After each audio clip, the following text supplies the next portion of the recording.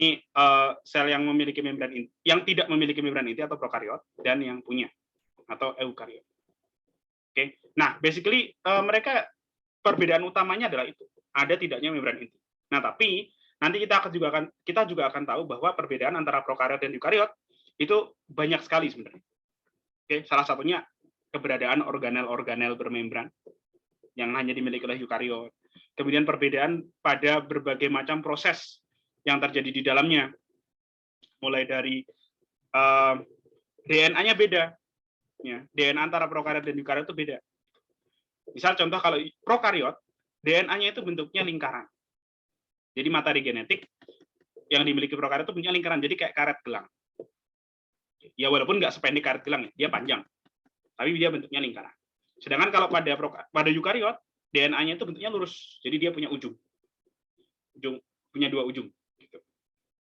Nah, kemudian mereka juga berbeda dari misal proses replikasi DNA sebelum pembelahan sel. Proses pembelahan selnya pun juga berbeda. Kemudian sintesis protein itu juga sangat berbeda antara keduanya, dan lain sebagainya. Jadi antara prokariot dan eukariot tidak sebatas perbedaannya hanya ada tidaknya membran inti. Oke. Kalau dibilang secara umum, pasti prokariot itu lebih sederhana dibandingkan dengan eukariot. Nah, kemudian, ini salah satu konsep pertama mengenai ukuran sel.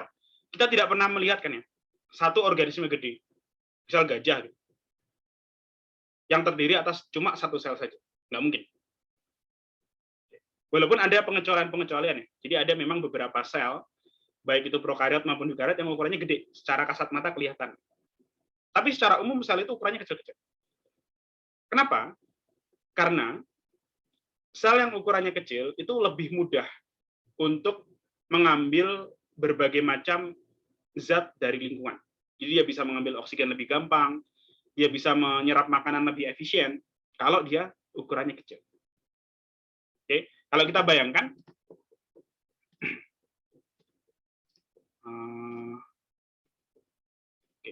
kalau kita bayangkan misal ada sel yang ukurannya gede sama sel ukurannya kecil. Nah, ketika dia pengen menyerap oksigen kan adanya di lingkungan ya, oksigen gitu. Ketika dia ingin menyerap oksigen, kalau selnya gede, oksigen itu harus bergerak dengan jarak yang lebih jauh, sejauh jari-jari selnya. Kalau selnya bulat ya. Tapi kalau selnya kecil, jarak tempuh oksigen sampai ke bagian dalam dari sel itu lebih pendek. Nah, makanya karena jarak tempuhnya lebih pendek, oksigen itu jadi lebih gampang untuk mencukupi kebutuhan sel yang kecil. Jadi daripada satu organisme gede, daripada terdiri atas hanya satu sel saja, mendingan dia kumpulan dari banyak sel, sehingga ukurannya sama. Jadi mendingan gajah itu terdiri atas miliaran sel, daripada satu gajah terdiri atas satu sel saja. Oke, karena proses pemenuhan kebutuhannya akan jauh lebih gampang pada sel yang kecil. Nah, secara matematis itu kita bisa nyatakan dalam besaran rasio luas permukaan per volume. Jadi kalau untuk sel yang kecil,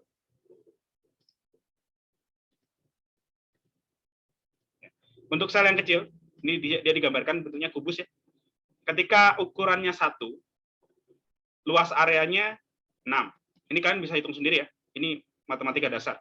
Awas kalau nggak bisa. Oke, luas permukaannya kalau rusuknya panjangnya 1, luas permukaannya 6, volumenya 1. Oke. Sedangkan kalau sel yang ukurannya lebih gede, misalnya ini ukurannya 5, rusuknya. Luas areanya 150, volumenya 125. Loh, di sini luas areanya kan tetap gedean yang gede itu, ya jelas iya. Tapi kita harus nyatakan ya dalam bentuk rasio luas permukaan terhadap volume. Kenapa seperti itu? Karena luas permukaan itu adalah bagian dari sel yang bisa digunakan untuk pertukaran materi. Yang bisa digunakan untuk menyerap sesuatu. Sedangkan volume itu adalah bagian sel yang harus dicukupi kebutuhannya. Ya, jadi luas permukaan itu ya sesuatu yang bisa mencukupi kebutuhan, volume itu sesuatu yang harus dicukupi kebutuhan. Kalau rasionya gede, luas permukaan terhadap volume, luas permukaan per volume itu gede. Nah, sel itu artinya dia lebih gampang untuk melakukan pertukaran materi.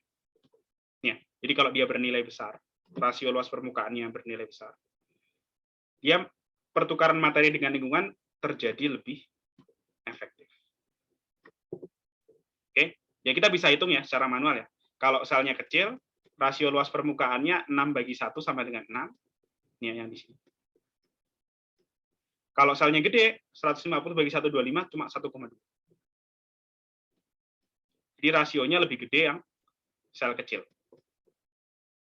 Ya, maka dari itu, walaupun ini organismenya ukurannya sama, akan lebih dipilih dia terdiri atas banyak sel. Karena luas permukaan, rasio luas permukaan per volumenya nilainya lebih besar. Sampai sini ada pertanyaan?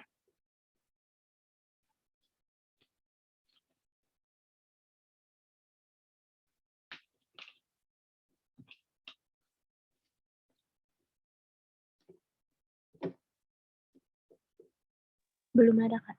Ada? Oke. Kalau ada misal tidak bisa on mic, bisa ditulis di chat. Di kolom chat maksudnya. Oke, lanjut ya. Oh ya, sama kalau misalnya kalian ketinggalan terus pengen konfirmasi, nggak apa-apa ya. Oke, ini contohnya prokariot, ada 2 jenis ya. Sel-sel yang sifatnya prokariotik, ada Eubacteria. Dia terdiri atas bakteri dan alga hijau biru, Cyanophyta. Mungkin kalian yang suka gambar, suka melukis, pasti tahu istilah cyan. Cyan itu warna biru-biru gitu lah ya. Warna biru itu cyan kan. Istilahnya. Jadi Cyanophyta atau cyanobacteria itu adalah alga hijau biru. Alga biru itu juga bisa disebut seperti itu. Nah, kalau Archaebacteria itu biasanya adalah bakteri-bakteri yang hidup di tempat-tempat ekstrim. Ekstrim panas, ekstrim kadar garamnya, gitu, dan lain sebagainya. Itu ada 2 klasifikasi. Ada Eubacteria sama Archaebacteria. Kemudian ini bagian-bagian dari sel-sel prokariotik. Mulai dari ada nukleoid, sitosol, ribosom, dan seterusnya. Dinding sel, fimbria, flagella, kapsul. Dari semua ini, dari semua bagian-bagian ini termasuk lengkap ya. Yang aku tulis di sini sudah termasuk lengkap bagian-bagian dari sel prokariotik. Nah, dari semuanya sebenarnya yang wajib ada itu cuma 3. Yang wajib dimiliki oleh sel. Ya. Sel yang paling sederhana itu cuma wajib punya 3. Yaitu yang pertama nukleoid. Secara tidak langsung ini sebenarnya yang aku maksud adalah DNA ya. DNA. Yang kedua, ribosom. Dan yang terakhir, membran. Ini yang 3 komponen yang wajib dimiliki oleh sel apapun itu. Oke, di sini yang pertama DNA ya. Jadi kalau di sini ada istilah nukleoid. Jadi kalau pada prokariotik, dia tidak memiliki inti sel. Jadi DNA-nya itu telanjang dalam tanda kutip. Jadi dia tidak ditutupi oleh apapun. Bisa kelihatan di sini DNA-nya itu ya tidak ditutupi apapun. Istilahnya telanjang tadi ya. Nah, area tempat DNA itu berada itu disebut sebagai nukleoid. Jadi analoginya seperti kalau misal kalian sekarang sedang di sekolah atau misal sedang di kamar misal. Di kamar kalian ada kasur. Anggaplah kasur itu adalah DNA. Sedangkan volume yang ditempati oleh kasur itu disebut sebagai nukleoid. Oke, gitu ya. Jadi beda. Jadi dia bukan ruangan terpisah nukleoid itu. Dia cuma area aja, volume tempat DNA itu berada. Oke, itu yang pertama ya, yang paling utama yang harus dimiliki oleh sel, DNA. Karena di sini DNA fungsinya adalah untuk mengatur semua aktivitas. Ada 2 sih sebenarnya fungsi dari DNA. Pertama mengatur aktivitas. Yang kedua adalah mengatur sifat. Sifat dari sel, sifat dari organisme. Contohnya misal sifat dari organisme, misal aku punya warna mata coklat. Orang lain warna matanya hitam atau warna matanya biru.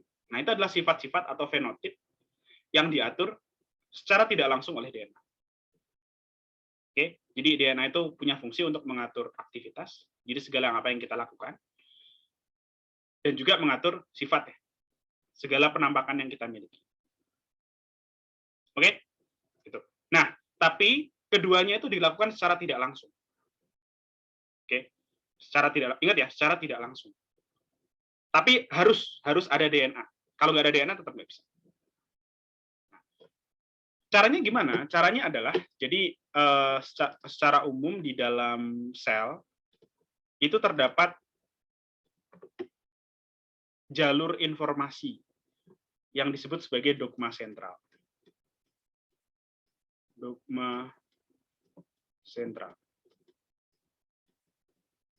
Ini adalah jalur informasi wajib yang ada di dalam sel apapun itu. Yang mana di sini berbunyi bahwa DNA itu adalah materi genetik. Ya. Yang mana dia akan nantinya diterjemahkan menjadi RNA. Dan RNA ini akan diterjemahkan lebih lanjut menjadi protein. Ini disebut sebagai sentral dogma sentral. Nah, secara langsung yang mengontrol aktivitas dan sifat fenotipik suatu individu itu adalah protein sebenarnya. Yang secara langsung mengatur itu ya. Jadi kok bisa, misalnya nih, kenapa kok kita bisa melihat? Ya karena kita punya mata. Oke, kita punya mata sehingga kita bisa melihat. Tapi kalau kita lihat dari skalanya molekuler atau skalanya sel, ternyata di dalam sel yang ada di retina mata kita, itu terdapat protein reseptor. Protein yang berfungsi untuk menangkap cahaya. Oke, jadi secara kasat mata, oh dia karena ada mata kita bisa melihat. Tapi secara molekuler, itu ternyata yang melakukan itu adalah protein. Contoh lain, kita lagi jalan. Jalan itu kan memerlukan gerakan otot. Padahal otot itu terdiri atas apa? Terdiri atas protein juga. Yang namanya protein aktin dan miosin. Loh, lagi-lagi kalau kita lihat secara molekuler, protein juga yang melakukan aktivitas. Yang lain misal aku punya kulit warna coklat. Kok bisa? Karena aku punya pigmen, punya pigmennya banyak. Padahal pigmen itu juga dibikin oleh protein. Nah, lagi-lagi protein kan yang menentukan baik itu aktivitas kita maupun sifat-sifat yang kita miliki. Kulit coklat, mata merah, rambut hijau, dan seterusnya. Oke. Jadi secara langsung yang mengontrol aktivitas dan sifat itu adalah protein. Tapi protein di sini tuh perlu DNA untuk dibikin. Oke. Nah, dan proses ini untuk DNA bisa diterjemahkan jadi RNA, RNA bisa diterjemahkan jadi protein, itu perlu ribosom. Makanya ribosom juga salah satu komponen wajib yang harus dimiliki oleh sel. Nah, ribosom kerjanya di sini.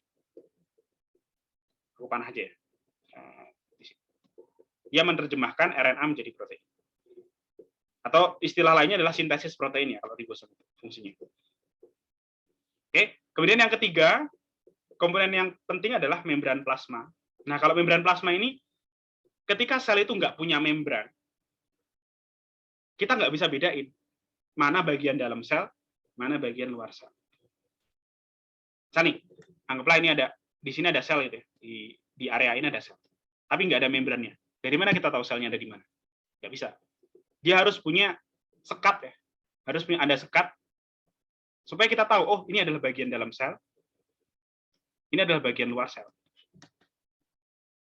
Oke, nah dengan adanya membran kita jadi tahu ada suatu area di dalam sel yang disebut sebagai sitosol. Oke. Sitosol itu ini ya, cairan di sini ada. Glycocalyx, cell wall, plasma membrane, ribosom, nucleophobia, bacterial chromosom, oh, enggak ada. Ini aku tunjuk ya, pakai warna merah ya.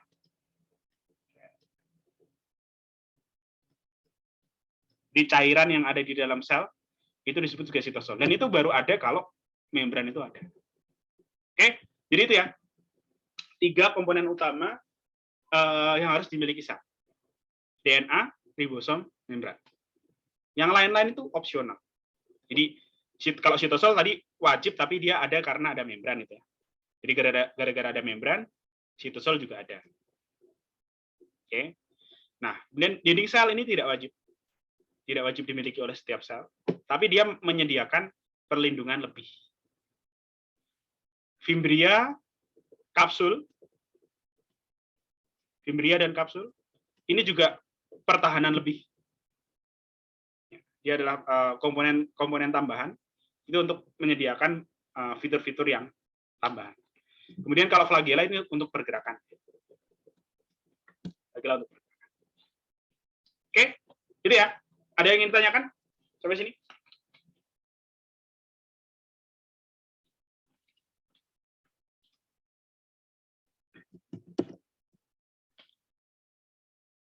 Ada?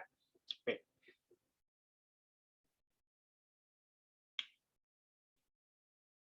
Selanjutnya ini sekilas saja bentuk-bentuk bakteri, banyak bentuknya. Yang paling utama biasanya Coccus dan Bacillus. Bulat sama batang. Tapi bentuk-bentuk yang lain juga banyak. Ada yang Spirillum, ada yang Spirochaeta, ada yang punya penjuluran, ada yang punya batang, ada juga yang punya tongkat. Dan ada juga yang bentuknya memang panjang, filamen bentuknya. Dan ini berbagai macam koloni ya, koloni yang bisa dibentuk oleh bakteri, koloni yang bisa dibentuk oleh bakteri ya, terutama bakteri yang Coccus dan Bacillus. Ini bisa dihafalkan lah ya. Kalau Coccus 1 ya berarti namanya Coccus. Kalau 2 namanya Diplococcus, kalau 4 Tetrad, kalau 5 Sarkina. Aku ini tidak tahu penyebutan benernya apa. Sarkina, Sarcina, Sarsina. Aku kurang tahu penyebutannya apa. Tapi ya itu, Sarkina. Aku anggaplah Sarkina. Ini ada Streptococcus kalau bentuknya seperti rantai, memanjang. Ini ada juga Staphylococcus. Bentuknya kayak anggur. Oke. Ini koloni ya, koloni bakteri disebutnya. Bakteri yang membentuk koloni. Begitu juga dengan yang bentuknya batang atau Bacillus. Dia juga bisa membentuk koloni. Walaupun variasinya lebih sedikit dibandingkan dengan Coccus.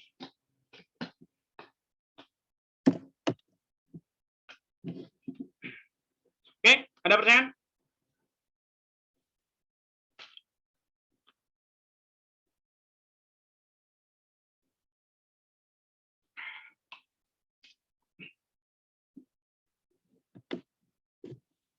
Ini jam-jamnya sudah jam-jam istirahat, apalagi ini hari Jumat, besok libur. Ada pertanyaan? Tadi Pak, Adelia tadi ya, kalau nggak salah. On mic. Saya mau nanya yang sebelumnya tapi Pak. Oh boleh, silakan. Yang mana? Kan ada yang sebelumnya lagi yang DNA itu. Oke. Kalau di DNA kan adanya di nukleoid ya Pak. Ya. Kita juga tahu kan sering dengar ada RNA tuh Pak. Kalau RNA itu letaknya di mana Pak? Kalau RNA itu dibikinnya, kalau misalnya kita ngomongnya prokariot ya. Ini salah satu perbedaan antara prokariot dengan eukariot. Kalau pada prokariot, dia itu ruangannya cuma satu. Jadi dalam satu sel, itu nggak dibagi-bagi jadi ruangan-ruangan. Jadi kayak misal, kalau kalian bisa bayangkan, kos-kosan. Kos-kosan itu kan ruangannya cuma satu. Kalian belajar di sana, tidur di sana. Kalau bakteri kayak gitu. Jadi nggak ada pembagian ruangan. Nah, sehingga kalau pada bakteri, pada prokariotik, RNA letaknya di mana? Ya letaknya pasti di sitosol. Letaknya di ruangan yang sama dengan DNA. Nukleoid itu cuma area virtual ya, area yang pokoknya kalau DNA ada di sana berarti daerahnya namanya nukleoid. Kalau RNA ya berarti dia melayang-layang bebas di sitosol. Itu kalau pada prokariot. Kalau pada eukariot,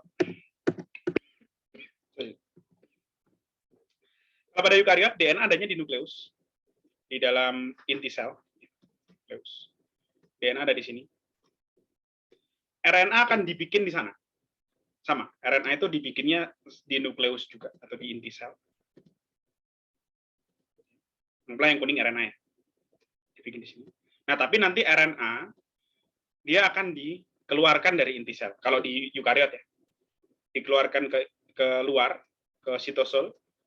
baru di sitosol akan diterjemahkan menjadi protein. Ya. Jadi kalau pada eukariot memang sedikit lebih kompleks. Ya, jadi RNA dia dibikin di nukleus. Kalau di eukariot, nanti dia setelah dibikin selesai dia akan dikeluarkan menuju ke sitosol. Oke, di sitosol dia baru diterjemahkan jadi protein. Oke, menjawab? Jawab, Pak. Pertanyaan lain, silakan.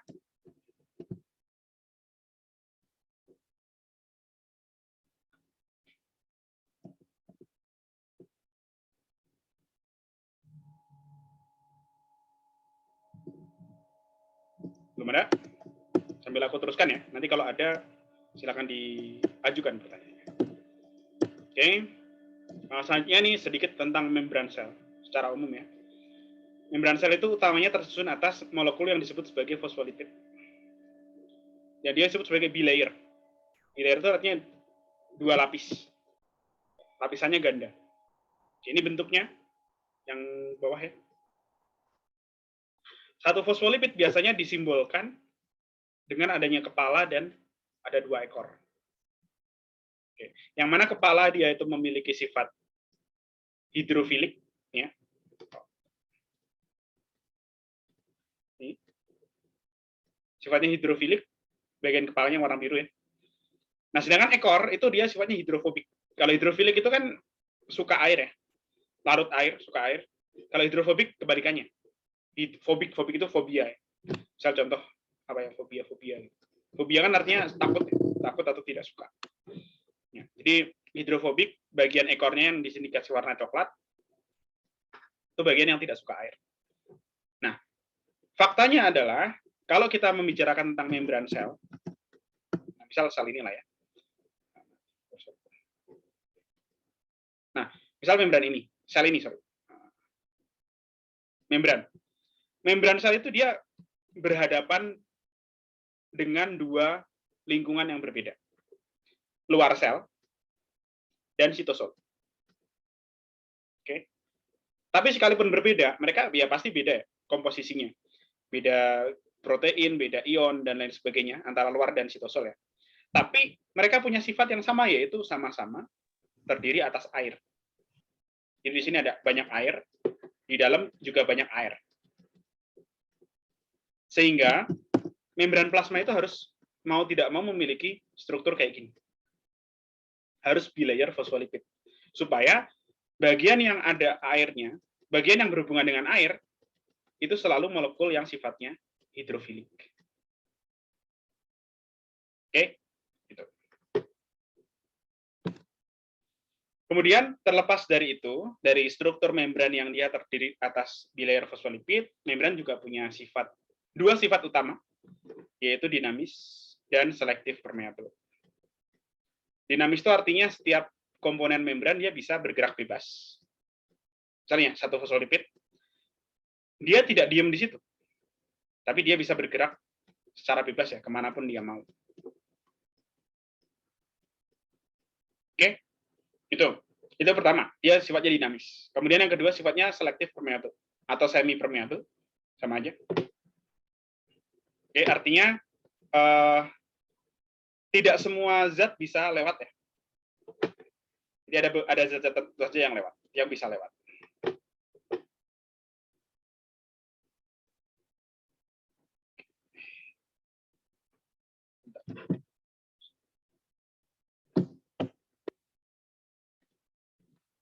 Oke, itu nah. Contoh beberapa zat yang bisa lewat membran secara langsung, bisa keluar masuk membran secara langsung. Itu misal ada zat-zat yang ukurannya kecil, bersifat hidrofobik atau yang tidak bermuatan. Atau istilahnya dia netral ya, molekulnya netral. Kemudian yang tidak permeable atau yang impermeable, misalnya adalah molekul-molekul yang ukurannya gede atau yang bersifat hidrofilik dan yang ada muatannya, misal contohnya ion. Itu nggak bisa keluar masuk membran atau nggak bisa melewati membran dengan bebas. Nah, sifat membran yang dia memiliki sisi hidrofilik dan hidrofobik sekaligus, Fosfolipid itu dia kan tadi ya punya hidrofilik dan hidrofobik sekaligus. Itu istilahnya adalah amfipatik. Oke. Tuh. Oh ya, ada pertanyaan tadi. Sorry, baru lihat chat.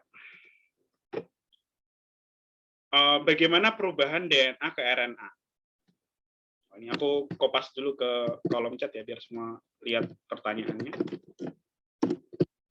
Perubahan DNA ke RNA. Bagaimana? Ada yang tahu mungkin? Bagaimana DNA itu bisa diterjemahkan tadi ya? Istilahnya diterjemahkan menjadi RNA. Ada yang tahu?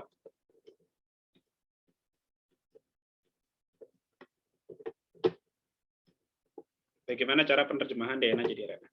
Ini aku sambil buka slide yang lain. Itu ada di slide yang lain.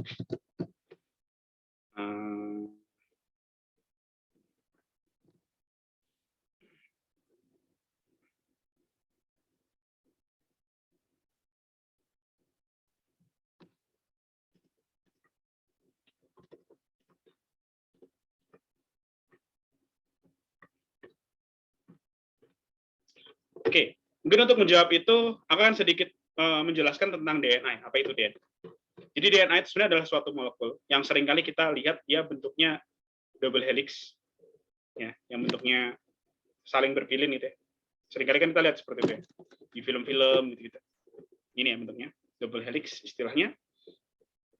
Dan dia terdiri atas molekul-molekul yang lebih kecil, yang disebut sebagai nukleotida.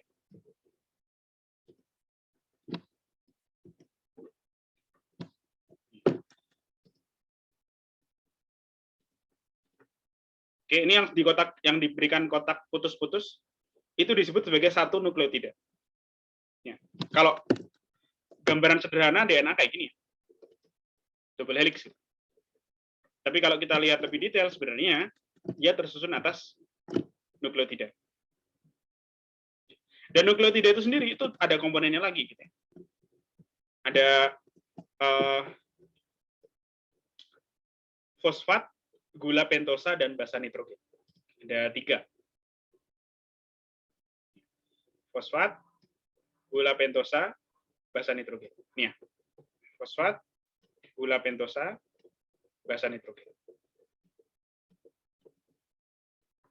Oke, itu nukleotida. Kemudian nukleotida ini dia akan saling membentuk rantai. Dia membentuk rantai seperti ini. Dan kalau khusus pada DNA, rantai nukleotida itu akan berpasangan. Ini yang kotak-kotak putus-putus, ini adalah satu nukleotida, dia membentuk rantai jadi panjang gitu ya. Ada 4 di sini. Tapi dia akan berpasangan. Yang mana pasangannya, jadi nukleotida itu macam-macam namanya. Ada yang namanya timin, sitosin, urasil, adenin, guanin. Ini adalah bagian basa nitrogennya. Ini ya, nitrogenous base. Ini itu ada 5 macam. Ini bentuknya ya. Sitosin, timin, urasil, adenin, guanin. Ada 5 macam. Itu yang menentukan namanya. Dan itu ada simbol-simbolnya masing-masing. C, T, U, A, G. Dan ketika mereka berpasangan, ketika nukleotida itu berpasangan, ada pola pastinya. Timin selalu berpasangan dengan adenin. Guanin selalu berpasangan dengan sitosin. Ini kalau pada DNA.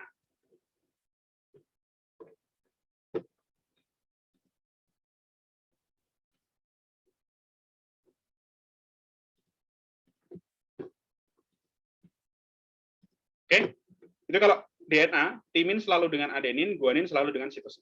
Tapi kalau pada RNA, nanti RNA itu sebenarnya sama, molekulnya juga kayak gini. Cuma RNA itu dia bentuknya, dia berbeda di gula pentosa. Tadi kan kalau yang namanya nukleotida kan ada 3 komponen ya. Fosfat, gula pentosa, basa nitrogen. Bedanya DNA dengan RNA itu cuma di sini doang, di gula pentosa. Yaitu kalau DNA, gula pentosanya itu sesuai dengan namanya. DNA itu singkatan dari deoksiribos, D-nya itu deoksiribos, nucleic acid, asam nukleat. Jadi DNA itu deoksiribos nucleic acid. Sedangkan kalau RNA, R-nya itu adalah ribosa, ribonucleic acid. Nah, ini bedanya cuma di sini. Oke. Nah, tapi selain itu, ternyata RNA, basa nitrogennya itu instead of T, kalau DNA tadi T ya, T dengan A, G dengan C. Ternyata RNA itu T-nya itu diganti dengan U. Jadi kalau DNA itu bahasanya ada 4 macam, A, T, G, C. Kalau RNA, A, U, G, C. Tapi pasangannya tetap konsisten ya. A dengan T, berarti kalau di RNA, A dengan U. G dengan C, itu di dua-duanya, DNA maupun RNA. Sampai sini ada pertanyaan dulu nggak tentang apa itu DNA? Sebelum aku menjelaskan tentang dari mana RNA berasal.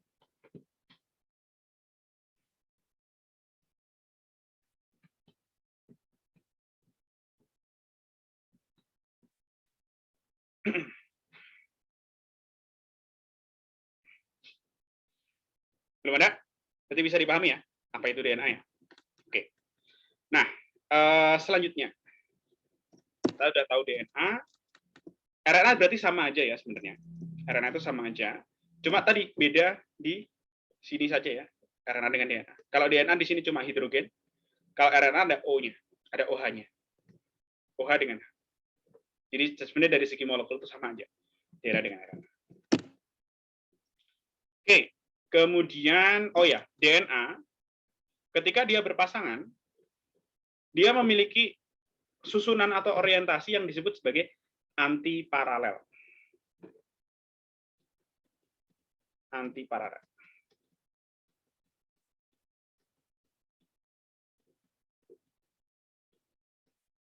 Ada yang bisa menebak kenapa disebut seperti itu? Kalau kita lihat di sini, ada DNA yang dia berpasangan, molekulnya, rantainya berpasangan. Ada yang melihat keanehan di sini?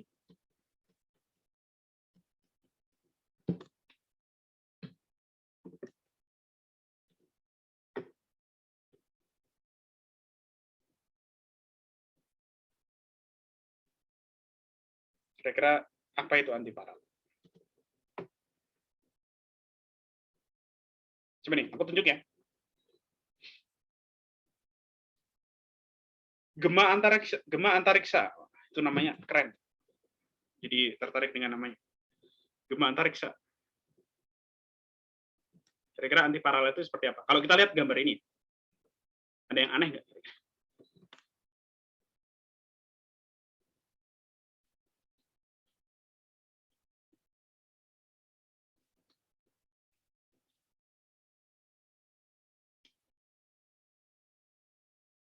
Ada yang mau bantu mungkin? Silakan.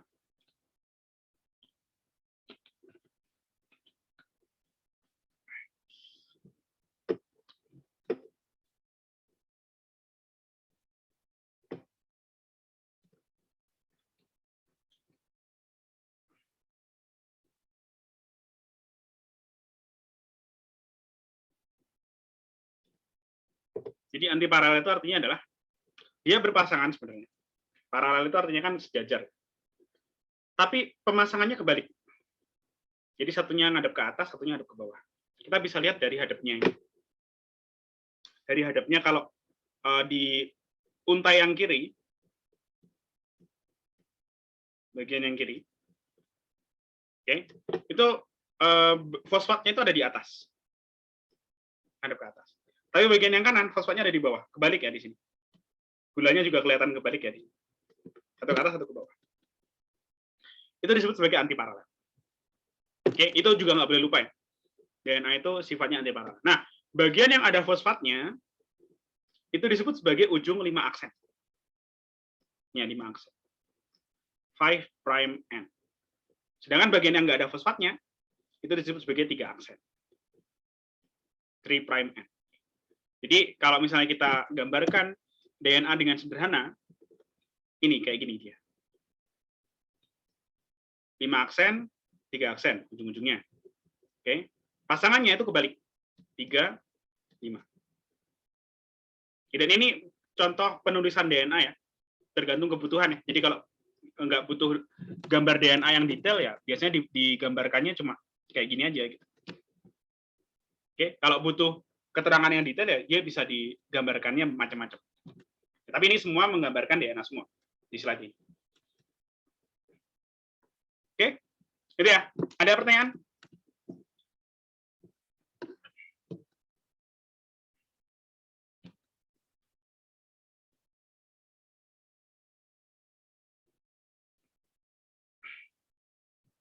Ada.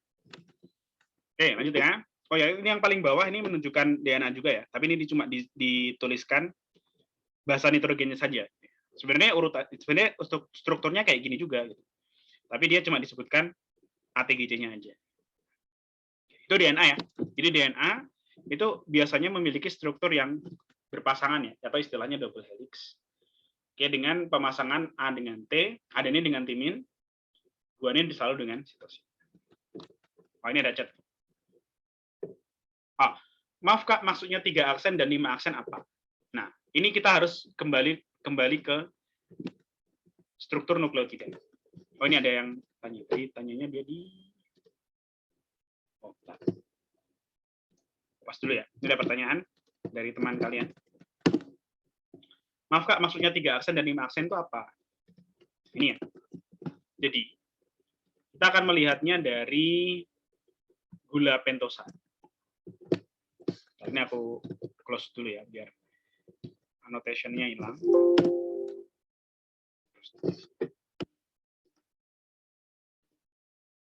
Oke, kita lihat gula pentosa yang paling bawah ya, gambar yang paling bawah. Si gula pentosa. Jadi gula pentosa itu dia penta itu 5 ya artinya. Yang mana sebenarnya artinya pentosa itu artinya adalah dia punya 5 karbon. Oke. Ini karbon nomor 1 di sini, di sudut yang ini. Ini karbon nomor 2. Ini karbon nomor 3. Karena dia namanya 3 aksen. Ini karbon nomor 4. Ini karbon nomor 5. Oke. Jadi gula pentosa itu ada nomor karbonnya, nomor 1 sampai 5. Oke, ini yang dikasih keterangan langsung ya. Karbon nomor 1, 2, 3, 4, 5. Karbon nomor 5, di karbon nomor 5 itu adalah tempat fosfat berada. Ya, di karbon nomor 5 fosfatnya nempel di sana. Dari satu nukleotida. Sedangkan karbon nomor 3 dia nggak ada apa-apa di sana. Paling cuma ada molekul OH. Oke. Nah, ketika dia membentuk rantai, nukleotida itu terbentuk, kan dia seperti ini ya. Ini masih dikasih keterangan ya. Ini karbon nomor 1, 2, 3, 4, dan seterusnya. 5. Ketika dia terbentuk rantai nukleotida, membentuk rantai tadi ya. Nah, ada bagian yang pasti ada dua ujung dong kalau yang namanya rantai. Gitu. Kalau misalnya nih kalian kereta api misalnya, pasti kan punya 2 ujung depan sama ujung belakang. Jadi kayak mirip kayak kereta api gitu, nukleotida itu. Berjejer-jejer, ada depan ada belakang. Nah, bagian yang paling ujung di mana fosfat itu, di mana terdapat nukleotida pertama. Nukleotida pertama berarti ini. Mau kasih kotak. Ya nggak kotak. Ya ini. Ini nukleotida pertama, sedangkan yang ditunjuk dengan garis putus-putus adalah nukleotida terakhir. Nah, di nukleotida pertama, di paling ujung itu ada apa? Oh, di paling ujung itu ada fosfat. Oke. Dan fosfat itu nempelnya di karbon nomor 5. Makanya dia disebut sebagai ujung 5 aksen. Sedangkan kalau yang paling bawah, nukleotida terakhir, bagian yang paling ujung ada apa sih di sana? Oh, yang paling ujung itu ada OH. Yang mana OH di sini dia nempel pada karbon nomor 3. Makanya disebut sebagai ujung 3 aksen. Oke, itu yang menyebabkan dia disebut sebagai 5 aksen dan 3 aksen. Oke? Bisa dipahami? Ada yang ingin tanya lagi mungkin? Bisa, Kak. Oke, sip ya.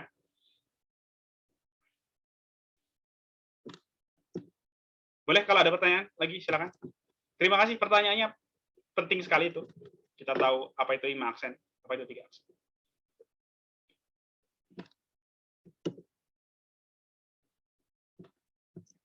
Oke, nah itu tentang DNA ya, dan RNA berarti sama. Tadi ya, strukturnya sama, cuma beda gula. Gulanya deoksiribosa itu DNA, kalau ribosa itu RNA. Oke, nah sekarang protein.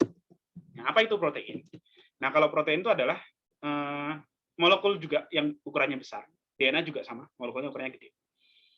Kalau DNA itu tersusun atas nukleotida, protein itu tersusun atas asam amino.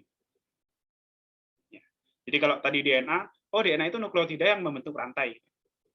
Berantai kayak kereta api tadi. Protein sama, tapi dia setiap gerbongnya itu adalah asam amino. Dan nggak enaknya, kalau tadi DNA RNA cuma ada 5 macamnya tadi. Adenin, sitosin, timin, guanin, urasil. Cuma ada 5. Dan itu pemasangannya jelas. A dengan T atau U, G dengan C. Nah, tapi kalau asam amino, itu ada ribuan. Tapi, alhamdulillahnya adalah dari ribuan asam amino, ternyata yang bisa menyusun protein, itu cuma 20.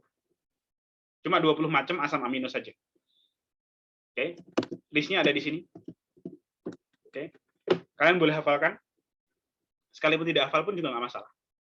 Ini ya, nama-nama asam amino. Ada 20, cuma ada 20. Minimal gini, minimal walaupun nggak hafal ya, minimal kita tahu kalau misalnya di soal nih, diketahui terdapat molekul triptofan. Kita harus langsung tahu kalau triptofan itu asam amino. Oke? Gitu ya. Jadi nggak harus, misalnya nih, sebutkan 20 jenis asam amino. Itu kita nggak harus hafal semua ya. Tapi ketika di-mention, kita langsung tahu kalau itu adalah asam amino. Walaupun secara tidak langsung aku encourage kalian untuk menghafalkan ini semua. Menghafalkan namanya aja sih, tidak harus menghafalkan strukturnya. Boleh kalau mau dihafalkan, tapi kalau aku pribadi, aku sendiri pun juga nggak hafal strukturnya. Cuma tahu beberapa aja. Oke, itu ya. Itu jadi intinya kalau protein dia tersusun atas asam-asam amino. Oke. Kemudian, nah, kalau DNA dia jelas bentuknya double helix ya. Bagaimanapun susunannya, bagaimanapun ATGC-nya, DNA itu selalu double helix. Tapi kalau protein, ketika dia tersusun dari asam-asam amino yang berbeda, bentuknya akan beda. Nah, karena tadi ya, protein kan fungsinya untuk mengeksekusi ya, dia menentukan aktivitas, menentukan sifat dari individu. Sehingga setiap fungsi itu memiliki protein yang berbeda. Bentuknya harus beda. Oke? Jadi, misal ada protein A sama protein B. Misal protein A nih berfungsi untuk transport misalnya. Protein B misal fungsinya untuk enzim misalnya. Nah, ini kan mereka fungsinya beda. Nah, arti pasti bentuk dari protein ini akan berbeda, pasti. Dan bentuk yang berbeda itu disebabkan karena susunan asam aminonya juga berbeda. Yang ada 20 tadi ya, ada 20 macam, kombinasinya akan berbeda-beda. Oke, nah karena setiap protein itu strukturnya berbeda, itu dibikinlah suatu klasifikasi struktur protein berdasarkan bagaimana dia melipat. Jadi ada yang disebut sebagai struktur primer, struktur sekunder, tersier, dan kuartener. Oke. Jadi kalau kita sedang membicarakan asam-asam amino apa saja yang menyusun protein, ini ya misal ASN, GLY, PHE, dan seterusnya. Nah, urutan asam amino itu disebut sebagai struktur primer.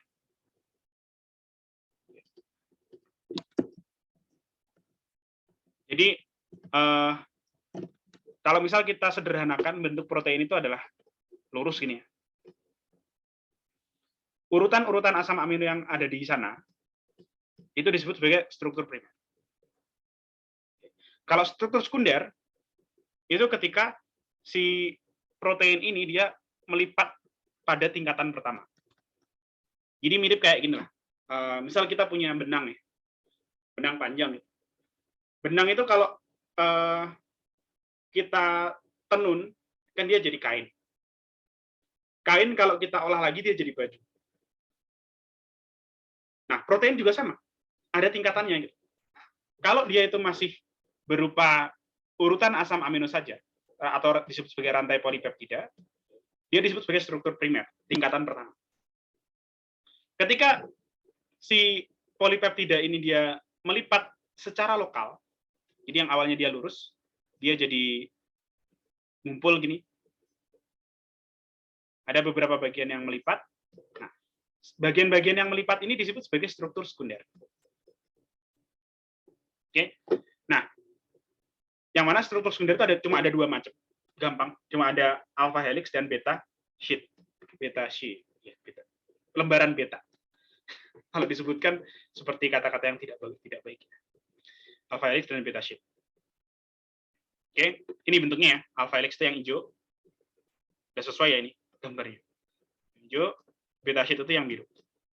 Jadi dia bentuknya antara lurus banget atau membentuk helix. Itu disebut sebagai struktur sekunder.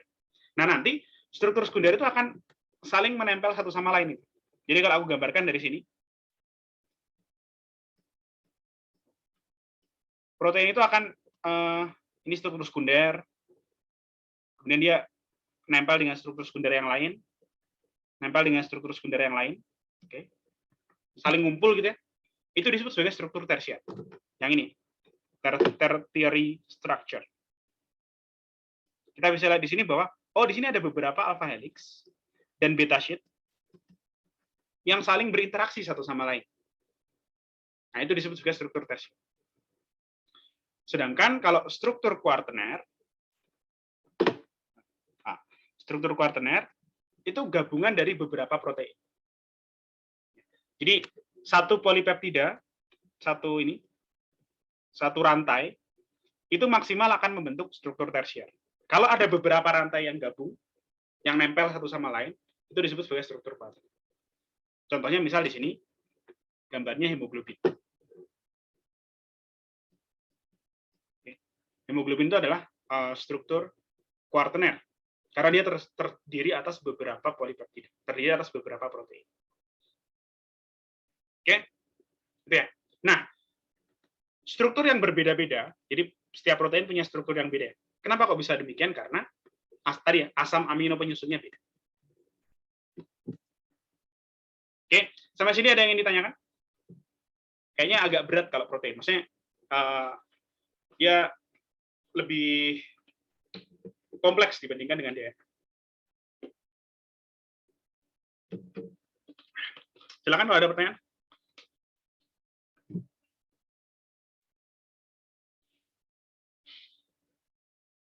Ini sudah jam-jam ngantuk pasti kan.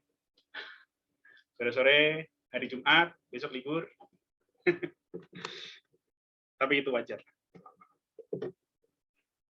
Ada? Bisa dipahami ya? Oke. Kalau tidak ada pertanyaan, aku anggap paham ya. Nah, ini struktur asam amino. Strukturnya lebih sederhana dibandingkan dengan DNA. Dibandingkan dengan nukleotida. Dia cuma punya beberapa atom saja. Nah, tapi tadi aku bilang asam amino ada 20 macam. Sebenarnya struktur umumnya sama. Dia punya nitrogen, 2 karbon. Oke. Yang membedakan hanya satu sisi ini saja. Dia disimbolkan dengan R atau rantai samping. Oke. Nah, kalau dilihat seperti ini ya. R itu yang dia dikasih highlight. Oke. Kuning, hijau, biru, ungu. Ya, dan di sini dikelompokkan ya. Setiap asam amino dikelompokkan berdasarkan sifatnya. Ada yang nonpolar atau hidrofobik ya, nonpolar atau hidrofobik. Ada yang polar atau hidrofilik, dan ada juga asam-asam amino yang memiliki muatan, baik muatan positif maupun negatif. Nah, perbedaan sifat inilah yang menyebabkan setiap protein dengan kumpulan asam amino yang beda, strukturnya akan beda. Jadi perbedaan struktur protein kan tadi disebabkan karena perbedaan asam amino. Karena memang setiap asam amino itu punya sifatnya masing-masing. Oke? Karena sifatnya beda ya, dia akan membentuk struktur 3 dimensi yang berbeda.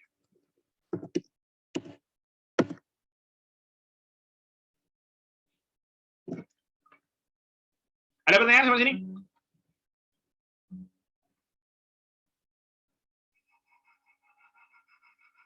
Ini kita belum belum masuk ke bagaimana DNA diterjemahkan jadi RNA. Tapi nggak apa-apa sih, ini sudah termasuk materi yang introduction to genetics, genetika. Tapi baru introduction.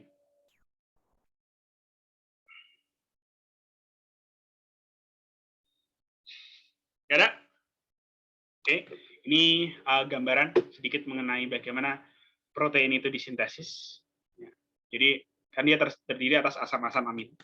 Gimana sih caranya 2 asam amino itu digabungkan? Yaitu dengan menggunakan reaksi dehidrasi atau kondensasi. Jadi 2 asam amino yang akan digabungkan, dia akan mengeluarkan molekul air untuk bisa saling nempel, saling bergabung satu sama lain. Ini disebut sebagai reaksi dehidrasi. Nah, ikatan yang menghubungkan 2 asam amino disebut sebagai ikatan peptida. Oh ya, dan tadi aku lupa menyampaikan kalau pada DNA dan RNA, ikatan yang menghubungkan 2 nukleotida, ini berarti ya, ikatan yang menghubungkan 2 nukleotida yang berdekatan, itu disebut sebagai ikatan fosfodiester. Fosfodiester.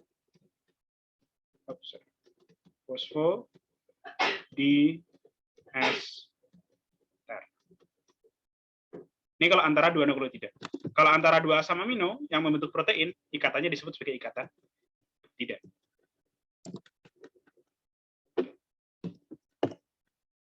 Nah, kemudian ini tabel fungsi protein. Secara garis besar ada 8 macam fungsi. Nanti kalau kalian mencoba menyebutkan apapun kegiatan yang kita lakukan, pasti minimal ada peran salah satu di antara 8 ini. Pasti. Itu dari tingkat molekuler ya pasti. Dari tingkat sel, tingkat molekuler, pasti ada peran protein. Kayak misal tadi kalau kita jalan, gitu. Oh jalan itu perlu otot, perlu pergerakan otot, kontraksi, relaksasi, dan itu dilakukan oleh protein yang namanya aktin dan miosin. Oh berarti dia adalah protein yang fungsinya itu untuk movement, untuk pergerakan. Ya ini pas nih. Contohnya aktin dan miosin are responsible for the movement of muscles. Oke. Kemudian apalagi misal contoh misal peredaran darah misal. Oksigen diangkut oleh sel darah merah. Padahal di dalam sel darah merah itu terdapat protein hemoglobin. Yang mana dia termasuk dalam protein yang berfungsi untuk transport. Ya, hemoglobin, the iron containing protein of vertebrate blood, dia berfungsi untuk transport oxygen from the lungs to other parts of the body. Jadi untuk mengangkut, mentransport oksigen dari paru-paru menuju ke daerah lain dari tubuh kita. Gitu ya. Jadi intinya ketika kita menyebutkan apapun kegiatan yang dilakukan oleh sel, apapun kegiatan yang dilakukan oleh tubuh kita, pasti minimal hubungannya satu di antara 8 ini, minimal. Bisa aja dia gabungan ya. Ada 2 fungsi sekaligus. Oke, ini ya. Makanya di sini tadi aku bilang, oh protein itu berfungsi secara langsung untuk mengatur aktivitas. Tapi dia asalnya dari DNA, dikode oleh DNA. Caranya adalah seperti ini. Ya. Tadi yang aku sebutkan sebagai dogma sentral ya. Dia adalah rangkaian penerjemahan kode genetik. DNA diterjemahkan jadi RNA, RNA diterjemahkan menjadi protein. Nah, caranya gimana? Di dalam DNA kita, itu ada daerah-daerah tertentu yang disebut sebagai gen. Jadi kalau DNA itu panjang, tapi dia cuma daerah-daerah tertentu saja. Di sini misalnya, di Di sini, ini ya. Jadi yang dikasih warna beda, yang warna hijau, warna kuning, warna biru, yang tidak terlalu kelihatan. Ini adalah gen. Jadi gen itu secara spesifik adalah bagian dari DNA yang dapat diterjemahkan. Oh, sorry. Oke, jadi yang bisa diterjemahkan jadi RNA itu nggak sembarang DNA. Jadi cuma bagian-bagian tertentu saja yang kita sebut sebagai gen. Oke, ekspresi gen akan menghasilkan produk akhir berupa RNA atau protein. Jadi caranya kayak gini. Nah, kita anggap misalnya ada gen namanya gen 3. Ketika kita perbesar, yang namanya DNA pasti dia berpasangan ya. Ada A, C, C, ada nukleotida-nukleotidanya. Nah, di sini ada rangkaian penerjemahan. Oke. DNA diterjemahkan jadi RNA. DNA diterjemahkan jadi RNA.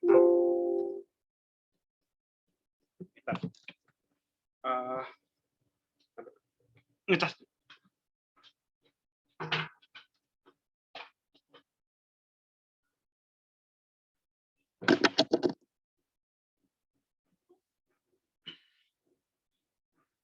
Oke, balik lagi. Jadi di sini ada proses DNA diterjemahkan jadi RNA, RNA diterjemahkan jadi protein.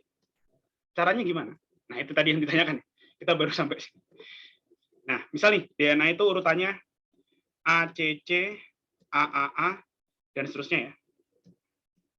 Itulah yang akan nanti diterjemahkan. Dan penerjemahannya dari DNA ke RNA itu disebut sebagai transkripsi. Caranya gampang. Tinggal dikasih pasangannya aja. Jadi kalau A pasangannya tadi apa? T atau U kan? Kalau di DNA dia pasangannya T. Kalau RNA berarti dia pasangannya U. Jadi DNA-nya dibaca gitu ya. Oh, DNA ini dia dibaca A. Oh, berarti RNA-nya harus dibikin U. C pasangannya G. C lagi pasangannya G lagi. Dan seterusnya ya. Dan seterusnya sampai selesai. Jadi gampang penerjemahan DNA ke RNA itu gampang. Tinggal dibikin pasangannya aja. A ke U, C ke G, dan seterusnya. Yang agak rumit ketika RNA diterjemahkan jadi protein. Karena pembacaannya itu pakai 3 nukleotida sekaligus. Jadi membacanya per 3 nukleotida. Misalnya di sini UGG, nah dia diterjemahkan menjadi asam amino triptofan. UUU diterjemahkan jadi asam amino fenilalanin, dan seterusnya. Jadi pembacanya 3. Dan setiap 3 nukleotida ini itu disebut sebagai kodon. Setiap kodon itu diterjemahkan beda-beda. Nah, ini tabelnya. Jadi kalau kodonnya itu UUU, dia akan diterjemahkan jadi fenilalanin. Kalau UUG, leusin, dan seterusnya ya. Ini nggak perlu dihafalin ya. Karena kalau misalnya ada soal tentang ini, pasti dikasih tabelnya. Oke. Yang penting kita tahu bahwa, oh, pokoknya penerjemahan RNA jadi protein itu per 3 nukleotida atau per kodon. Oke. Jadi ya, ini berarti di sini kita sudah belajar secara garis besar bagaimana sih cara kok bisa DNA itu bisa mengkode protein. Jadi ada 2 tahap proses penerjemahan. Transkripsi, penerjemahan DNA jadi RNA, dan translasi, penerjemahan RNA menjadi protein. Oke, ada yang ingin ditanyakan mungkin? Tentang pertanyaan tadi ya. Pertanyaan terakhir mengenai apa maksudnya bagaimana perubahan DNA ke RNA. Itu satu rangkaian. Jadi itu bukan perubahan ya. Jadi itu adalah proses penerjemahan. Jadi bukan si bagan ini itu bukan berarti DNA dijadiin RNA dijadiin protein. Bukan. Tapi itu adalah proses pembacaan, penerjemahan. Jadi dibaca, terus diterjemahkan jadi apa? Dibaca, diterjemahkan jadi apa? Oke? Ada lagi?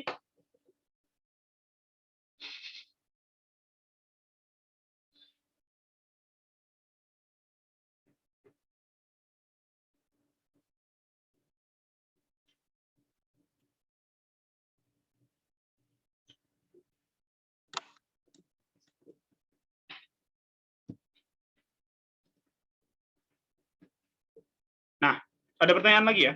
Oh, itu sudah disampaikan ke everyone. Kak, ini terjemahannya buat apa? Ya, kembali lagi ke fungsi protein. Ini kan pada akhirnya penerjemahannya kan jadi protein. DNA terjemahin jadi RNA, RNA jadi protein. Dan terjemahan ini sampai berakhir pada protein. Emang buat apa gitu? Nah, kita balik lagi ke fungsi protein. Nih. Tadi kan dibilang bahwa protein itu melakukan semua aktivitas. Ya, fungsinya untuk itu. Gitu. Kalau nggak ada penerjemahan ini, gimana caranya kita misal bisa melihat? Gimana caranya kita bisa melakukan berbagai macam aktivitas? Padahal semua aktivitas itu protein yang melakukan. Jadi kalau nggak ada penerjemahan ini kan protein nggak ada. Ya artinya sel nggak bisa ngapa-ngapain. Oke, gitu ya. Jadi jawabannya cukup sederhana. Gimana ini terjemahnya buat apa? Gitu. Ya untuk bikin protein pada akhirnya. Dan protein melakukan semua hal. Oke.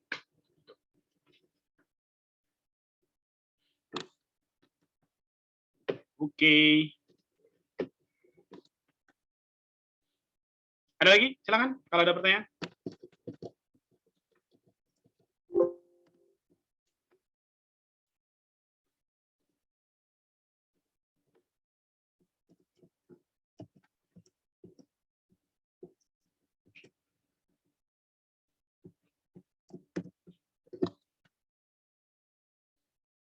Oke, aku sedikit lanjutkan ya. Jadi tadi kita sebenarnya sudah sampai ke membran sel yang terdiri atas fosfolipid, dan kita sudah tahu bahwa membran sel sifatnya dinamis dan selektif permeabel. Kemudian selain fosfolipid, membran sel juga memiliki kandungan protein. Lagi protein terus. Protein. Ya, jadi di membran sel ada banyak sekali jenis protein yang dibagi menjadi dua kategori. Ada protein integral. Protein integral atau disebut sebagai protein transmembran. Itu adalah protein yang nembus ya. Dia nembus, ada bagian yang menghadap keluar, ada bagian yang menghadap ke dalam sel. Ini mirip kalau misal kalian punya kertas. Nah, anggaplah tanganku kertas itu. Terus kalian tusuk pakai pensil misalnya, sampai tembus. Nah, berarti kan ada bagian dari pensil yang berada di dua sisi. Karena dia nembus kertas itu. Jadi kalau kertas itu kita anggap sebagai membran, protein integral itu kayak pensilnya tadi. Oke. Dan ada juga protein jenis kedua yang disebut sebagai protein periferal. Ini misalnya, kasih tanda P ya. Ini disebut sebagai protein periferal atau protein perifer, sama aja. Dia cuma nempel doang. Kalau ini membran, dia cuma nempel doang di salah satu sisi membran. Oke, dan itu nanti akan ada fungsinya masing-masing. Misal contohnya kalau protein integral dia banyak berfungsi untuk transport. Kita bisa lihat di sini ya, ada yang punya rongga, ada yang punya saluran di sini. Ini biasanya untuk transport zat-zat yang sebenarnya nggak bisa lewat membran. Contohnya misal ion. Jadi kan dibilang, oh ion itu memiliki muatan, sehingga dia bersifat tidak permeabel terhadap membran. Jadi supaya ion itu bisa keluar masuk harus melewati protein. Oke, ada juga protein yang nggak ada salurannya. Dia fungsinya bisa macam-macam. Ada yang digunakan untuk reseptor, misal tadi reseptor di retina untuk melihat, itu bentuknya adalah protein integral yang padat seperti ini. Oke. Oke, kemudian sedikit tambahan mengenai membran Archaebacteria atau archaea. Nah, archaea itu membrannya, beberapa archaea itu memiliki membran yang unik. Jadi mestinya membran kan dia bilayer fosfolipid, ada dua lapis fosfolipid. Tapi kalau archaea dia ada beberapa yang monolayer. Strukturnya mirip. Bagian atas hidrofilik, ya yang biru hidrofilik, bawahnya juga hidrofilik, tengahnya hidrofobik. Tapi dia cuma satu molekul yang kontinu. Jadi nggak kepotong di tengah gini. Jadi bukan dua fosfolipid jadi satu berhadapan, tapi dia fosfolipidnya emang gabung. Jadi dari segi sifat masih sama, masih bersifat bagian luarnya hidrofilik, bagian tengahnya hidrofobik, tapi dia bentuk molekulnya beda. Ini beberapa arkea ya. Jadi arkea itu ada yang memang fosfolipidnya normal, bilayer, ada yang monolayer, seperti yang gambar kanan, atau ada juga yang campuran. Itu uniknya arkea.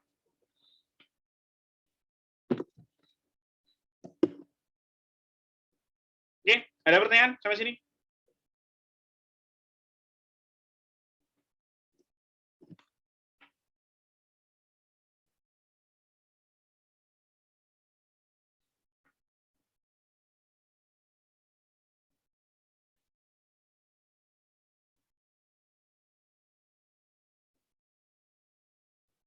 Ada? Oke.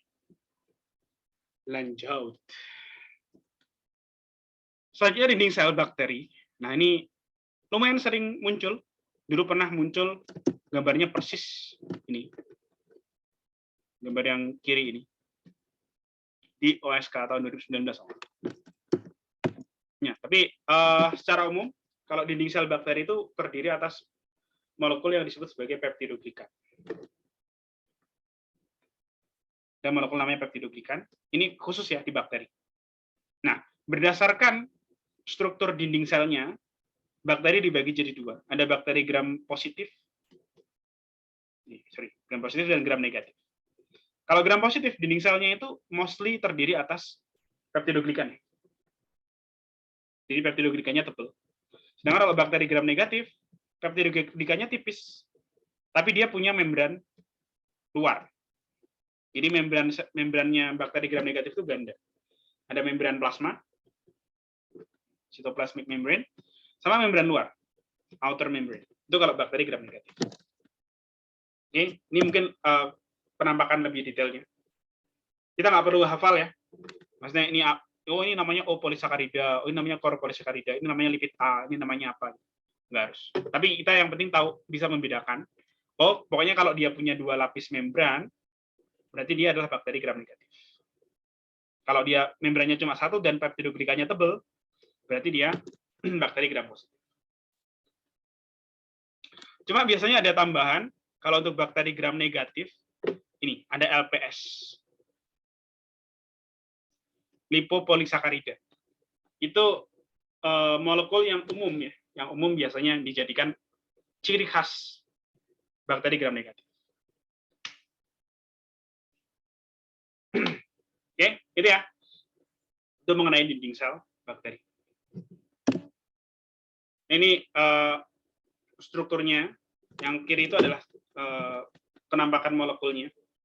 Sesuai dengan namanya, peptidoglikan. Peptido itu artinya protein. Glikan itu artinya karbohidrat. Protein dan karbohidrat. Jadi sebenarnya dia tersusun atas protein dan gula. Gula atau karbohidrat sama aja. Oke. Jadi peptidoglikan itu strukturnya berlapis-lapis. Jadi kayak ada banyak lapisan gitu. Lapis. Nah, setiap lapisan, di sini di sumbu mendatar ya, setiap lapisan itu terdiri atas gula, rangkaian gula. Di gula, nempel sama gula, sehingga membentuk satu lapisan.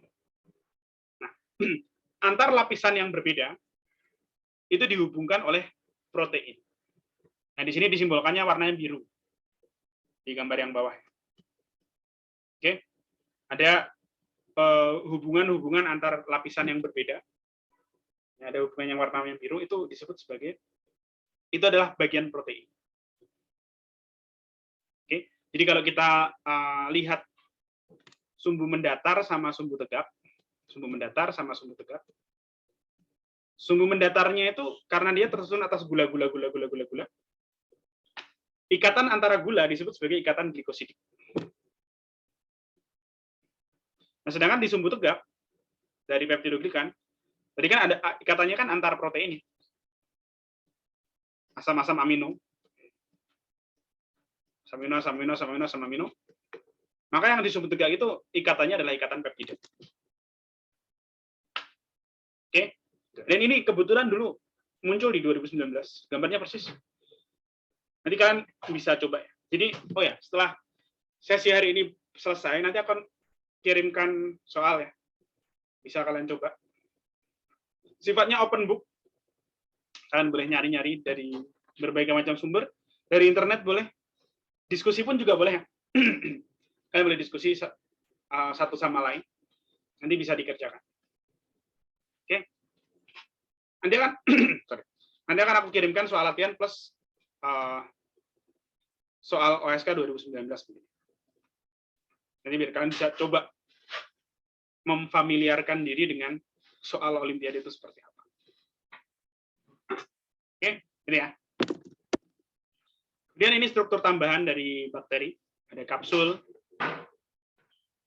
Kapsul dan lapisan lendir pada umumnya dia berfungsi untuk perlindungan ya, perlindungan tambahan dan untuk melekat. Ini ada yang tanya nih, apakah nanti ada pembahasan soal?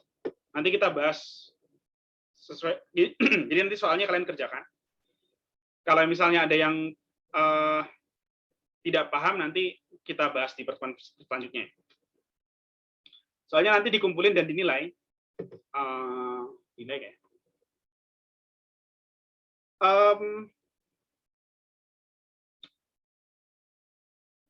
Yang untuk yang soal ini enggak lah.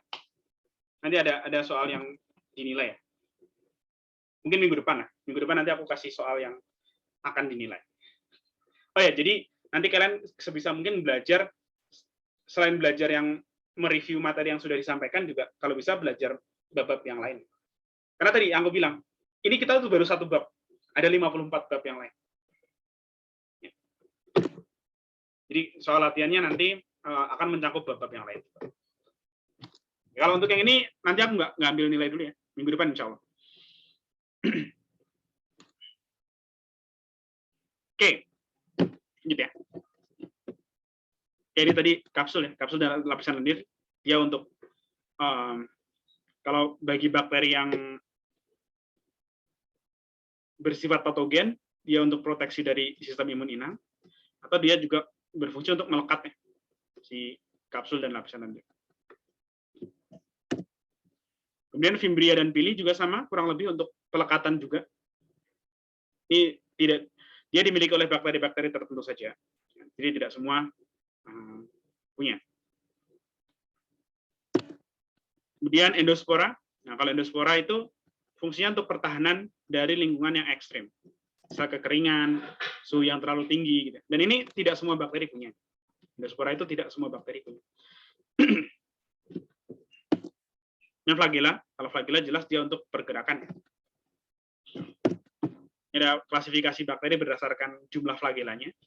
Ada yang nggak punya, ada yang punyanya cuma satu, monotrik, ada yang punya dua, amfitrik, ada yang peritrik yang dia punya banyak dan tersebar di seluruh permukaan selnya, dan lain sebagainya. Oke? Tuh. Kemudian ada juga klasifikasi bakteri berdasarkan habitatnya. Ada bakteri-bakteri termofilik, hidup di suhu tinggi, sikrofil, di suhu rendah. Ada juga halofil yang dia hidup di tempat dengan kadar garam tinggi. Ini berbagai macam habitat. Jadi selain bakteri yang hidupnya biasa-biasa aja, tanpa tantangan, ada juga bakteri yang seperti ini. Oke, kemudian juga bakteri diklasifikasikan berdasarkan kebutuhannya terhadap oksigen. Mulai dari bakteri aerob sampai yang kebalikannya adalah bakteri anaerob. Aerob itu artinya dia perlu oksigen. Dia mati kalau oksigen nggak ada.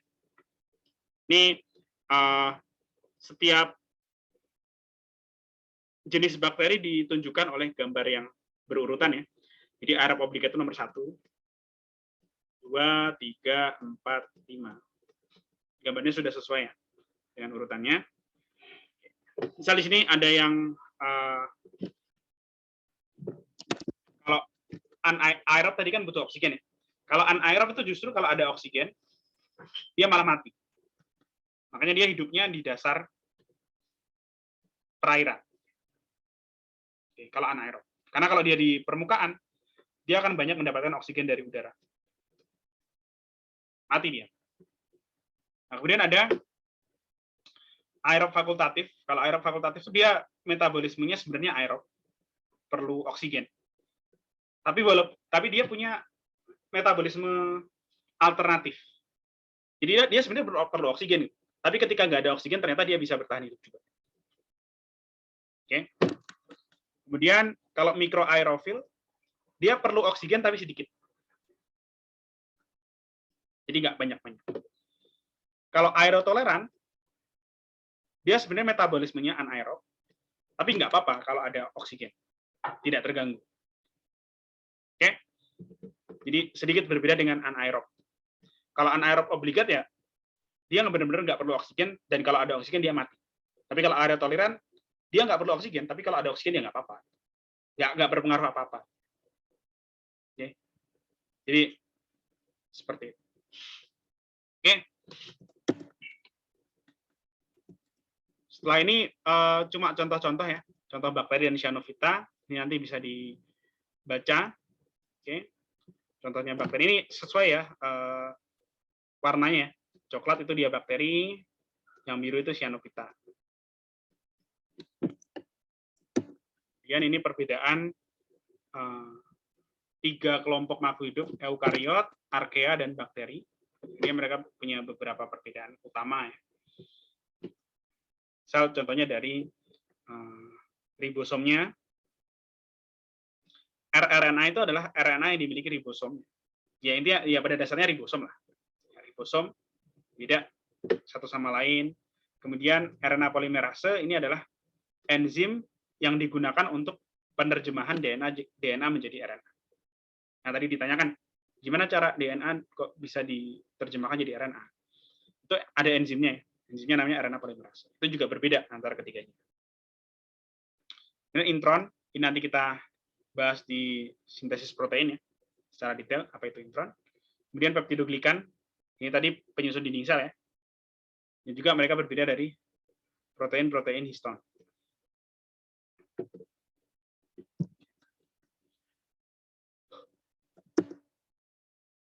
Kemudian, ini juga tinggal ya tadi seperti yang aku bilang ya, tinggal contoh-contohnya aja. Contoh archaea itu ada apa aja? Ada 3 jenis ya.